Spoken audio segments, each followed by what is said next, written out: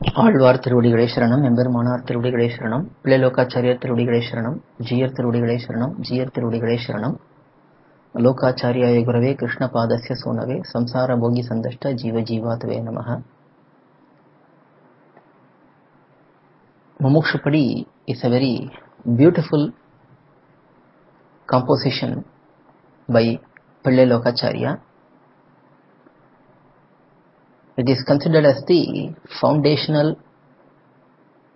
Rahasya Grantham, which every Sri Vaishnava must know.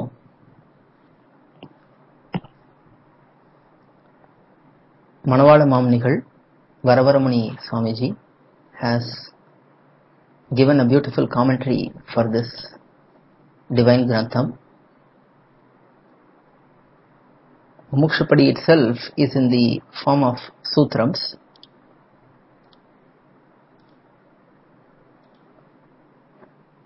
The sutrams are very crisp and very short in many cases. Without the help of the Vyakhyanam, commentary of Manavala Mamnigal, it will be very difficult to understand the meanings of Mumukshupadi. Mamnigal is glorified as Vishatavak Shikamani, one who has the ability to explain principles with as much words necessary and with the words which are most apt. So with the help of such beautiful commentary, we are going to enjoy the meanings of Mumukshupadi. We have seen the introduction for Mumukshupadi given by Mamnigal, and we have also seen the first two sutrams. In the first two sutrams, Pillai Lokacharya first establishes who is the audience for this particular Grantham and what is the content of this Grantham. So in the first sutram itself, Pillai Lokacharya explains that a mumukshu must learn the three rahasyams. He highlights who is the audience and what is that to be compulsorily learnt by the audience. Mamnigal explains in the commentary that Mumukshu here indicates those who desire eternal Kainkariam to Bhagavan, and the Rahasyam, the three Rahasyams, are Tirumantram, Dvaya Mahamantram and Charma Shlokam. Tirumantram is Ashtakshara Mantram, Dvaya Mahamantram is the two phrased mantram, and Charma Shlokam is Gita Charma Shlokam, which was spoken by Bhagavan in the battlefield of Mahabharata. In the second sutram, Pillai Lokacharya explained that foremost among these three rahasyams is Tirumantram, Ashtakshara Mantram. And we have seen why it is foremost, because it highlights the three important aspects about Jivatma and Paramatma, that is Ananyarha Sheshatvam, Ananya Sharanyatvam, Ananya Sharanatvam and Ananya Bhogyatvam. These three qualities are very important for the Jivatma. Ananyarha Sheshatvam is being totally subservient to Bhagavan. Ananya Sharanatvam is having Bhagavan as the only refuge, and Ananya Bhogyatvam is having Bhagavan as the only enjoyer, being subject to Bhagavan only, not for anyone else. So these three qualities highlight the true nature of Jivatma. Further, this is the aspect of Swarupam, knowing the true self. and then Upayam and Purushartham are also highlighted. Upayam is Bhagavan only, and Purushartham is eternal service to Bhagavan. All these three aspects are clearly established in Ashtaksharam, hence it is considered as the foremost. While explaining the Tirumantram, how this Tirumantram is used by different categories of people are explained by Mamunigal in great detail in this Sutram's Vyakhyanam. He explains that Upasakas, those who pursue other means which are highlighted in Shastram, such as Karma Yogam, Jnana Yogam, Bhakti Yogam, Tiranam Sankirtanam, and Divideshavasam, and so on, all of these are collectively called as Upasakas. But when our Acharyas highlight Upasaka, it mostly is focused on Bhakti Yoga Nishta, because Bhakti Yoga is considered as the topmost of the means identified in Shastram, other means which are identified in Shastram. In any case, this Upasaka is indicative of those who pursue any of the other authentic means which are highlighted in Shastram. For those persons, the Tirumantram is used in Japam, Homam, and so on, and the Tirumantram helps them with its Shabda Shakti, the potency of the words themselves. There is the other category of audience, those who pursue Bhagavan as the Upayam. They are called Prapannas. They are totally surrendered to Bhagavan, and they consider no other process as the means. They only consider Bhagavan as the means. For such Prapannas, this Tirumantram helps them through its meanings, through its underlying principle. So for Prapannas, the meaning helps, and for the Upasakas, the process of Japa and Homa, engaging in Japa or Homa with the Tirumantram, that helps.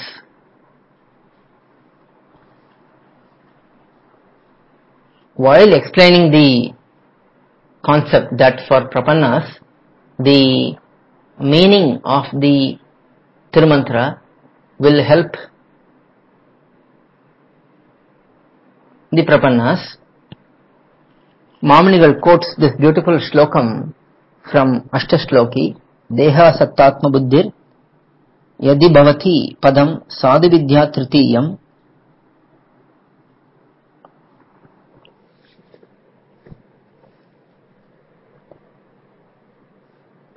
Swatantriyanto Yadi Syat Prathamam Itara Sheshatva Dischet Dvitiyam Atmatranon Mukacchen Namaiti Chapadam Bandhavabhasa Lola Shabdham Narayanagyam Vishaya Chapalatischet Chaturtim Prapannaha.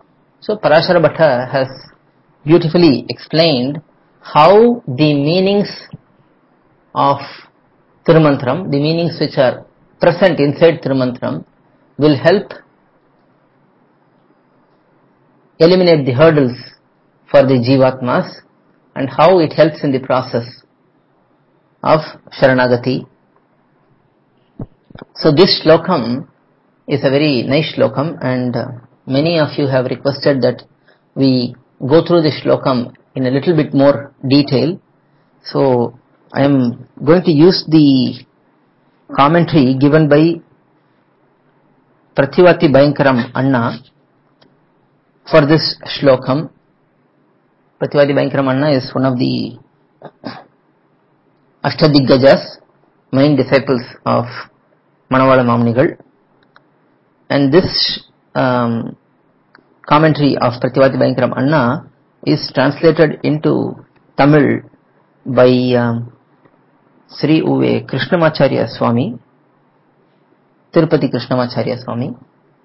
So with this, with the help of this commentary, let us go through this shlokam in a little bit more detail, and we will try to understand this beautiful shlokam.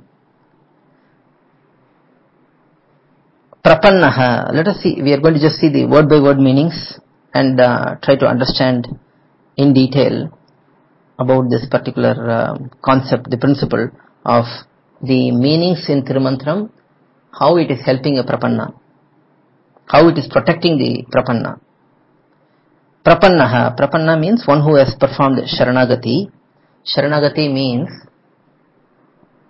Tvameva upaya bhuto me bhava prarthana mati iti Sharanagati is the definition. So it is requesting to Bhagavan that you be my means. So Sharanagati as the request to Bhagavan. In this Sharanagati we are praying to Bhagavan to become our means. So even the Sharanagati is not the means, because by definition it is saying that, oh Bhagavan, you be my means, you be my upayam. So when the definition itself clearly says that it is Bhagavan who is the means, then we cannot say Sharanagati is the means. So Sharanagati is only a realization in the part of the Atma that we are true servitor of Bhagavan. So it is generally explained as Adhikari Visheshanam, a natural attribute of the realized self, realized Atma. So when one is realized, one's true self, then one will naturally say, Bhagavan has to protect me, Bhagavan has to be my means. So Sharanagati itself is not the means, but in Sharanagati we are praying to Bhagavan that you be my means. Because by definition Bhagavan will not accept anyone else's means. He is known as Nirapeksha Upayam. He does not expect anything from us. But that will lead to the question of him having to accept everyone and liberate everyone. For that, this performing Sharanagati is considered as the qualification, Adhikari. Because if Bhagavan has to give liberation, moksham to someone, that person should have some qualification. We can easily relate to this in admission in a college. To get admitted in a college, one has to send one's application form.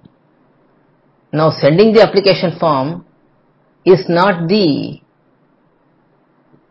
reason for getting the seat in the college.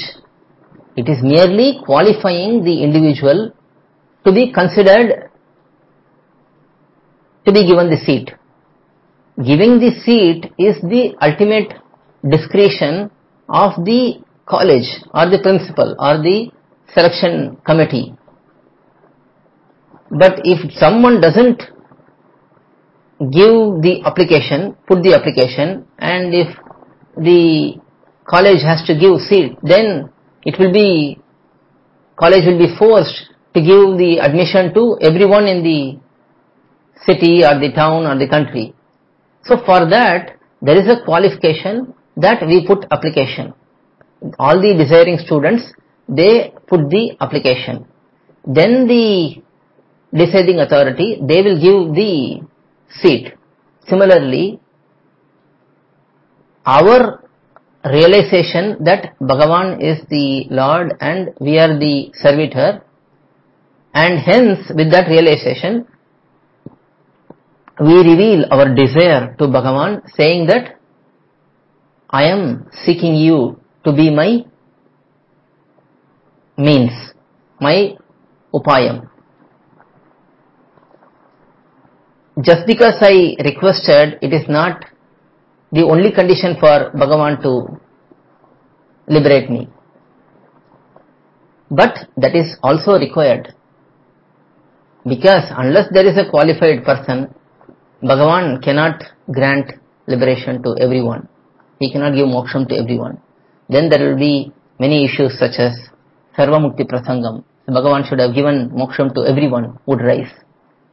For that, this Sharanagati is required in the part of the Atma, and it is also explained that Purushakaram is required because Bhagavan, being a Swatantra, he may reject our request also. For that, Sri Mahalakshmi is acting as the Purushakara Bhutai, one who recommends and makes Bhagavan accept our request.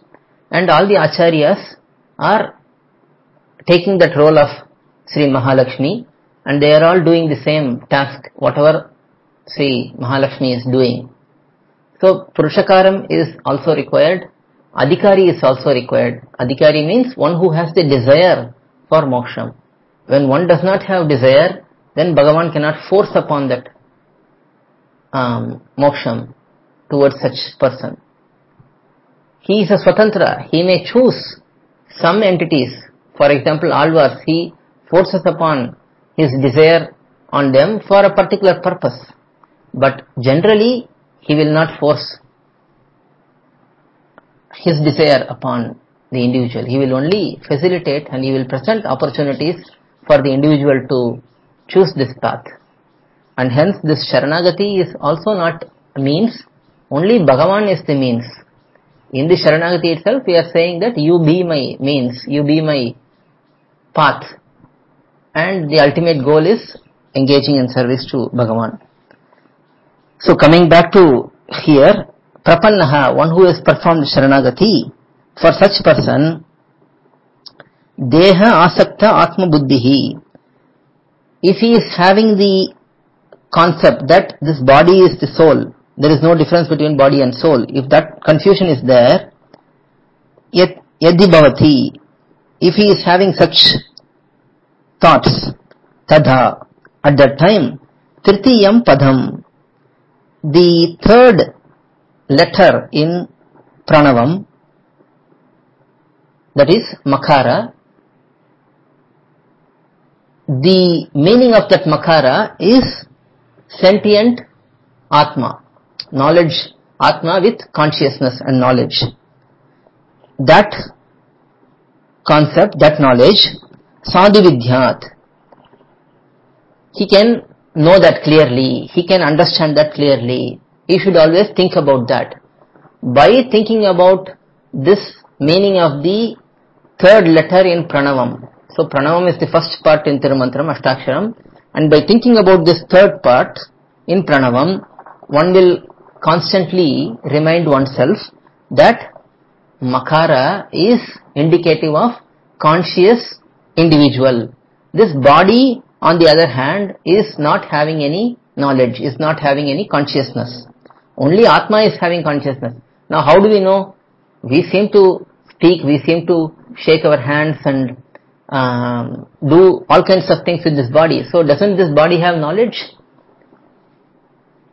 No, the body doesn't have knowledge because all these actions happen only until the Atma remains in the body. When the Atma leaves the body, then the body just remains a body. It doesn't have any more action.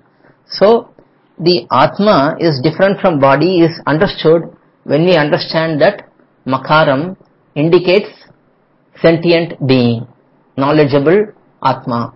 So as we think about that, so this is where that meditation on the meaning of Tirumantram is working. So as we think about the Makaram, as we think about the fact that Makaram is indicating the Atma, which is sentient being, we can understand that we are not this body. The body is different from Atma. Next, Swatantriya Andaha, the thought that I am independent and being blind in this manner. without the knowledge that we are subservient, we are dependent on Bhagavan, yadisyat, if one remains like that, tada, at that time, pratamam padam, the first letter in pranavam, that is akaram. Here actually it is the akaram with the chaturthi, that is aya is the chaturthi. That chaturthi indicates that one is subservient to akaram, Bhagavan. So in context of that chaturthi, which is, it is usually said as lupta chaturthi, which is hidden, because this pranavam is expanded in Namaha and Narayanaya. So Narayanaya has aya in the end. Narayana is representing expansion for akaram. So as aya is in the end, that aya should also be in the pranavam. But that aya is not explicitly seen, it is hidden. So seeing that akaram and aya, the chaturthi, we can understand that the Atma is not independent, because the confusion we are getting here, the second confusion is I am independent. But when we look at akaram along with the aya, we understand that we are not independent, we are dependent on Bhagavan. So sadhu vidyat, one should constantly think about this principle, that the individual Atma is fully dependent on akara, Bhagavan, because akara indicates Bhagavan. Akarartho Vishnuhu, right in the beginning of Ashtashloki, Parashara Bhattar starts with Akarartho Vishnuhu. That means akara indicates Bhagavan, Sri Vishnu only. So in this manner, the second confusion of the Atma being independent is eliminated. Next, Itara Sheshatva Disyat Chet. So when one becomes confused that we are servitors, we should serve somebody other than Bhagavan, his divine consorts, and Bhagavatas and Acharya. If one gets the confusion that one should go and serve anyone other than these mentioned persons, then at that time, Dvitiyam Padam Sadhu Vidyat. Dvitiyam Padam is second letter in the Pranava, that is Ukaram. This Ukaram is explaining the exclusivity. It is explained in Mumukshapadi itself, we are going to see that in detail. Ukara represents Eva. For example, Tvameva and Tameva, there are many places where this Eva is used, highlighting exclusivity, only. So this, when we see the Ukara, we understand that we are only subservient, we should only serve Bhagavan. Because we have explained that already, one is existing for Bhagavan, Atma is existing for Bhagavan. Now Ukaram highlights the exclusivity, that Bhagavan, the Atma is only existing for Bhagavan. So when we get the inclination to think that we are subservient to others, samsaris, all the other devatas, worldly people, our boss, whoever it is, if we think that we are subservient to any of them, Dvitiyam Padam Sadhu Vidyat, one should think, one should meditate the meanings of the Ukara, the second letter or second part in the Pranavam. When doing so, one will have that clarity that one is not subservient to anyone else other than Bhagavan, his Mahishis, his divine consorts, Bhagavatas and Acharya. Next, Atmatrana Unmukaha Syat Chet. This is the next part in the Shlokam. If one starts thinking that one can protect oneself using karma yoga, jnana yoga, bhakti yoga, nama sankirtanam, or divideshavasam, or performing some service in the temple and protecting oneself. So if we see any of these activities, any of these upayams as a means to protect oneself, and if we think that we can do any of these practice and protect ourselves, at that time, Namaha iti padam. This Namah padam, the term Namaha in the Tirumantram, that is the second word. First word is Pranavam, second word is Namaha. Thinking about Namaha, one will understand that Bhagavan's efforts will only protect us. That is what Namaha is showing. Na Maha, I am not for me. It is only, I am only for Bhagavan. That is what is explained in this Namaha. So, when we understand the meaning of Namaha, then Sadhu Vidyat, we should always think about that particular meaning. By thinking about that meaning, we will be completely eradicated of the thought of considering Karma Yogam, Jnana Yogam, Bhakti Yogam, Nama Sankirtanam, Divyadeshavasam, any of that as Upayam. We will understand that subsequently it is going to be explained that all of that will be part of our Kainkaryam. But if we think that doing Karma Yoga purifies us, doing Nama Sankirtana purifies us, doing Bhakti Yogam purifies us, all of those are for Upasakas. For us, it is only Bhagavan who is completely taking care of us, who is guiding us and who is protecting us at all the times.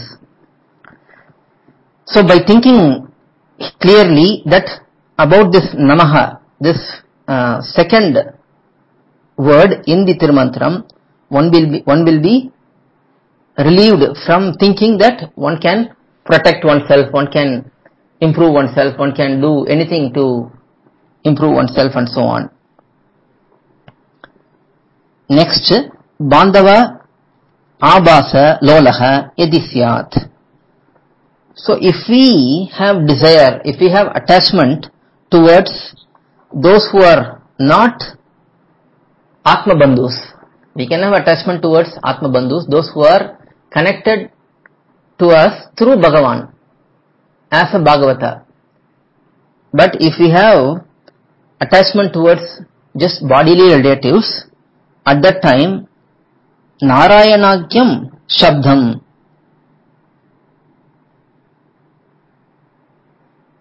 the word Narayana, which is explaining that those who are considering themselves as a shariram of Bhagavan Sriman Narayana, those who consider themselves as resting on Bhagavan Narayana, only those who understand their own true self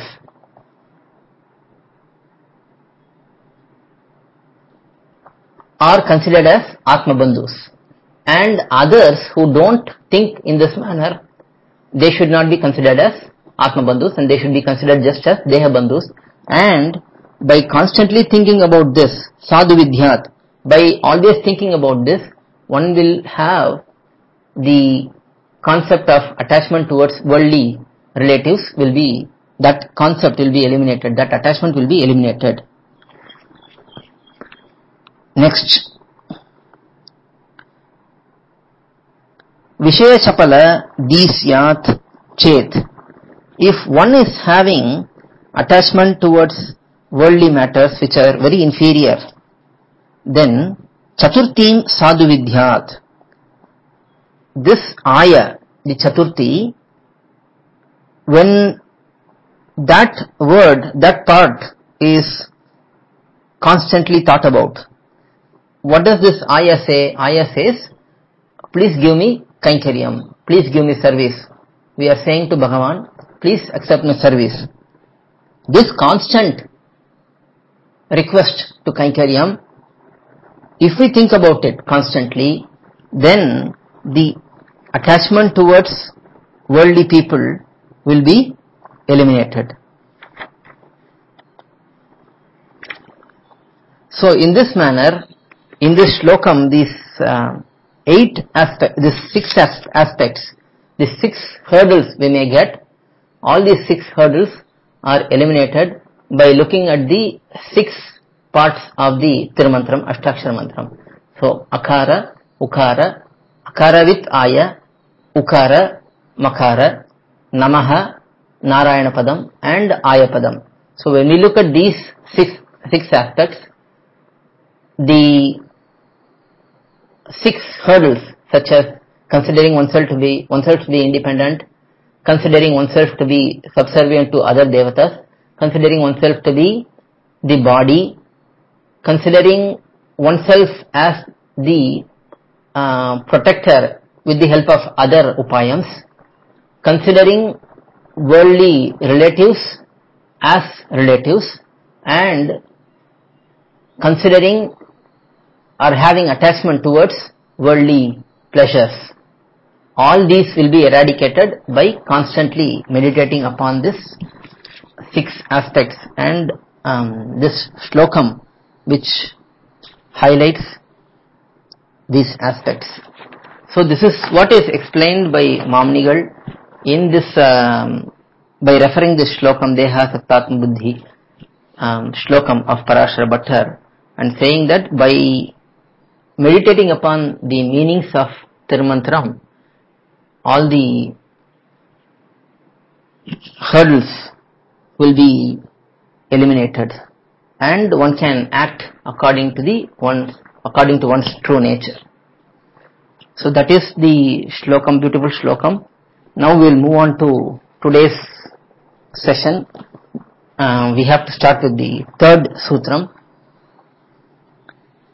Let us see the introduction to the 3rd sutram first.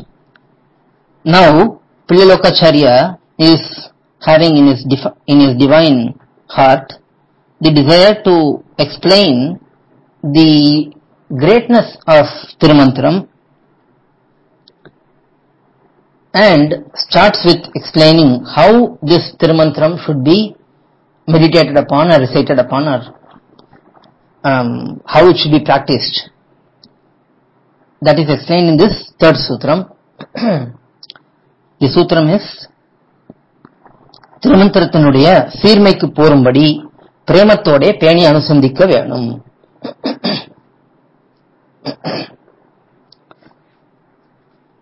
Simple meaning for this sutram is one should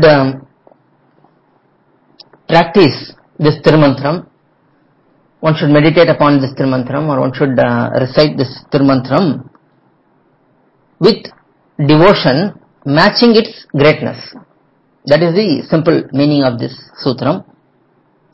Let us see the Vyakyanam, commentary given by Manavala Mamnigal. First, he is saying that Tirumantram is considered as great.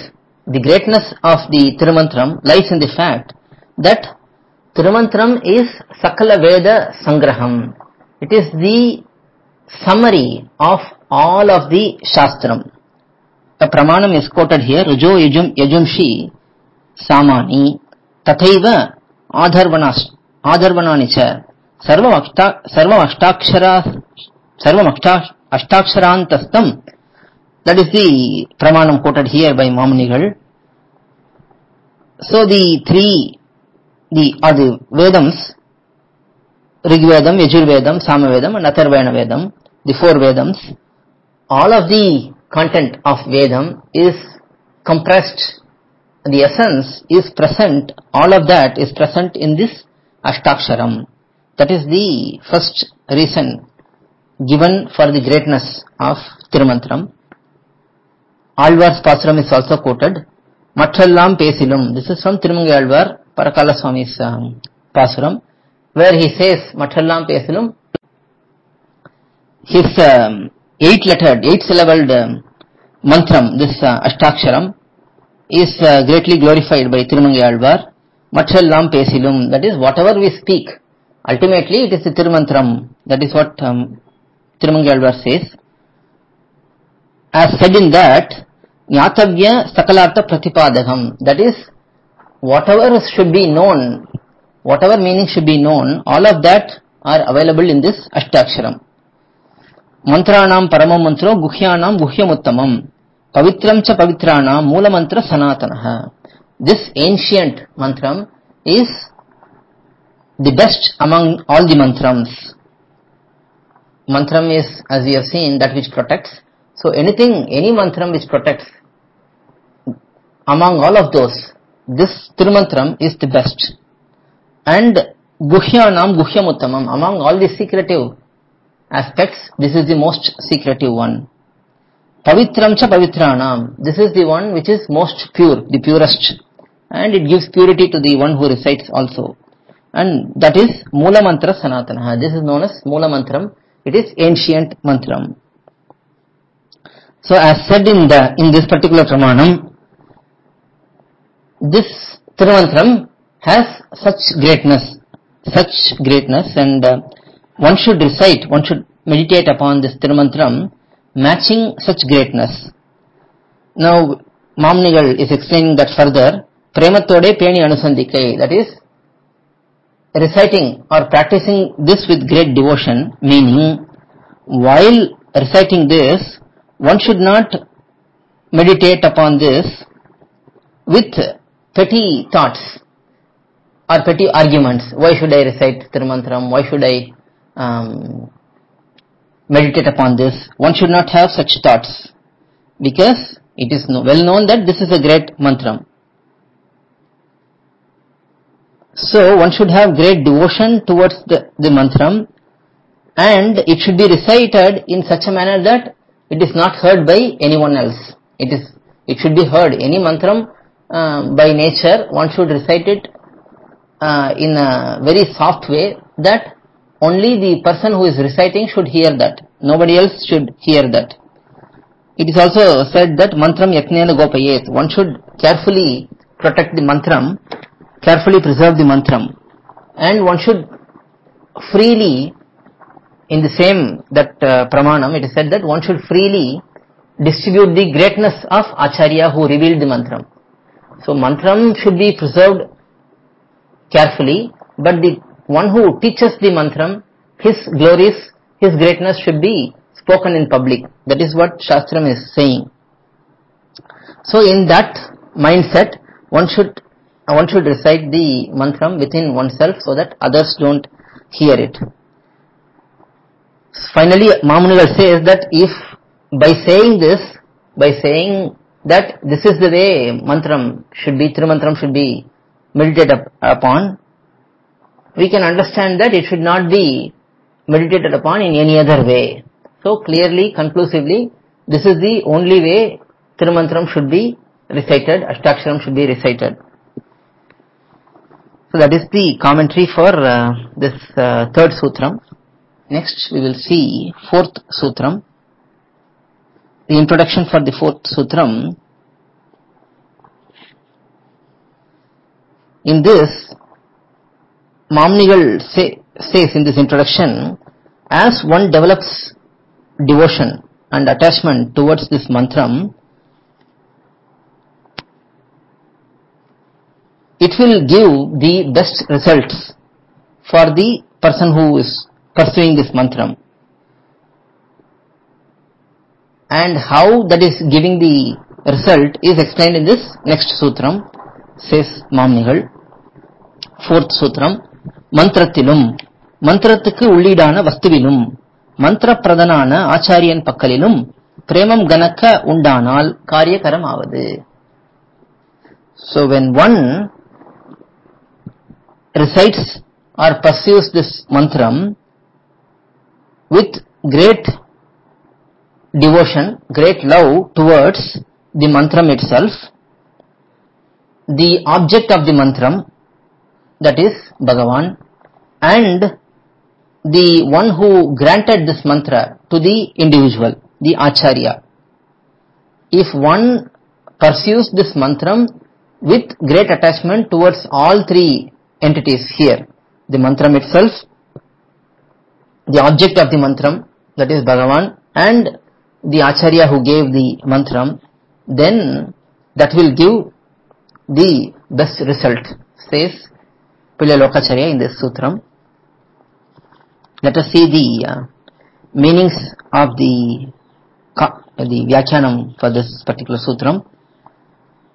Nyatavya artha panchakamana, artha jnapakamana, that is, this mantram is reminding us about what should be known by us. Nyatavya means that which should be known by every one of us. And Nyatavya artha, the knowledge, the principle that should be known. Nyatavyartha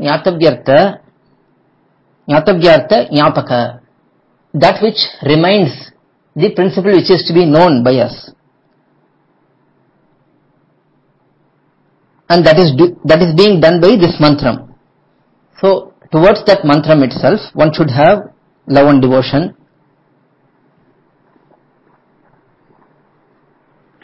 And then the second part is the object of this mantram, that is Bhagavan, who is the meaning, that is Sarveshwaran, Sriman Narayana, who is the meaning of the words which are highlighted in this mantram. And such that Bhagavan is having the qualities such as Sheshitva, Sharanyatva, Prapyatva, three akarams, that is three states. Bhagavan exists in three states as highlighted in this mantra. We have already seen in the Pranavam, Bhagavan's Sheshitva is explained. Bhagavan being the Sheshi or the Lord is explained. Sharanyatva being the refuge is explained in the Namaha. And Prapyatva, Bhagavan being the goal, is explained in Narayanaya. So these three states of Bhagavan, Bhagavan being the Lord, Bhagavan being the refuge, and Bhagavan being the goal, all three are explained by the words which are present in the mantram, Tirumantram. And that Bhagavan, who is the target of all these three words. So Bhagavan being the Seshi, Bhagavan being the Sharanya, and Bhagavan being the Prapya. Such Sarveshwara, towards that Bhagavan. And finally, Tanmantram Brahmanadhinam, that is Acharya. The Acharya who is having this mantra under his disposal. He is able to distribute it to anyone who is desiring. So towards the Acharya who is having full control over this mantram,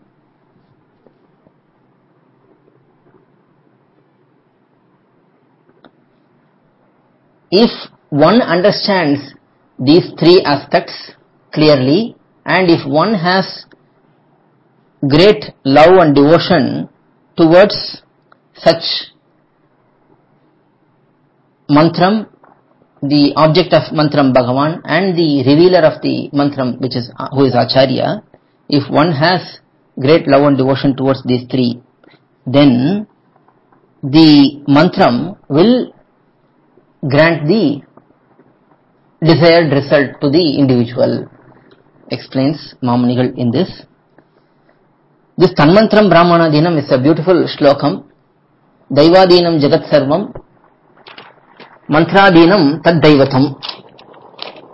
Tanmantram Brahmanadhinam Tasmad Brahmana Daivatam. This is a beautiful shlokam which is quoted by our acharyas in several places. Daivadhinam Jagat Sarvam. The whole universe is under the disposal of Daivam, that is Bhagavan. Mantradhinam to Daivatam. And that Daivam, that Bhagavan, is under the control of the mantram, because one who has the mantram, he can easily interact and engage with Bhagavan. So that Bhagavan who is the Lord of the universe is within this mantram, within the boundary of this mantram. And Tanmantram, that mantram, Brahmanadhinam, that mantram is under the disposal of the Acharya. Brahmana here means one who is seen the truth, seen Brahman. And this Acharya coming in the Parampara is seen the truth. Hence he is known as Brahmana. And the mantram which controls Bhagavan is under the disposal of Acharya. Hence that Acharya is considered to be Tasmat Brahmana Daivatam. Hence that Acharya is considered to be God, considered to be the Lord himself. So understanding these three principles, understanding the greatness of the Acharya who has granted this meaning of Tirumantram,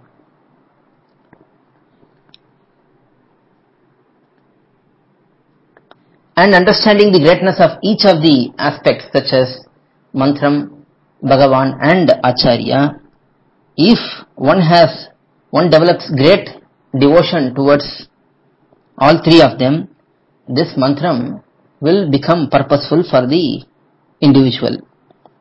Mantre tat devatayancha tatha mantra prade gurau trishu bhakti sada karya sahi pradama sadhanam. This is another quote which is highlighted in this particular Vyakyanam by Mamnigal.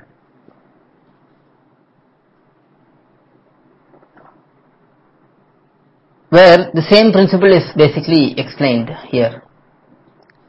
That one should have bhakti towards mantram, the devata of the mantram, the Bhagavan, and the one who grants the mantram to the individual. So having such attachment, such devotion towards all three of them, one will be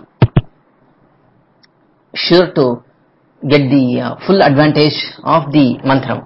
Full advantage is nothing but having the full knowledge and full devotion towards Bhagavan. That is understood by the Artha Bodhanam, by understanding the knowledge, by understanding the principles which are present in the Tirumantram. So that clarity will be acquired when one has total devotion towards all three aspects. So that is fourth sutram. With this we will stop today. In the next sutram, it's a very big sutram where Pillalokacharya explains how this Tirumantram came into existence and that prakara, that way of this mantram being revealed by Bhagavan is beautifully explained in this most important sutram. We will see that in the next session. Alvar Emberumanar Jiyar Tiruvadigalai Sharanam, Jiyar Tiruvadigalai Sharanam. To learn such valuable information about our Sri Vaishnava Sampradaya, please download KOYIL, KOYIL app from Google Play Store or Apple App Store. Our website is koyil.org, KOYIL.org.